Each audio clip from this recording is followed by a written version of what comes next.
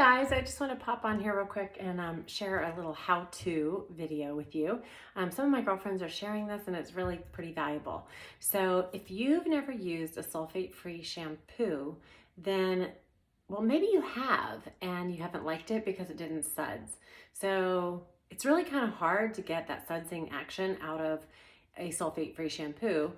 It's usually because a higher sulfate shampoo is a higher pH and it makes your hair feel really squeaky clean and all those lathers, but it's actually damaging your hair.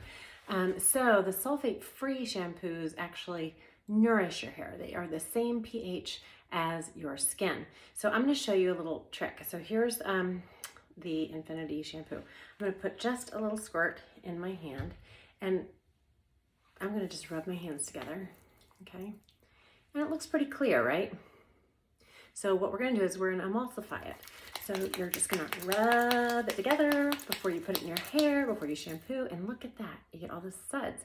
So then you're going to put all that through your hair. Now, if you want suds even more, I'm going to turn on some water here. All right, I got to do this over the sink.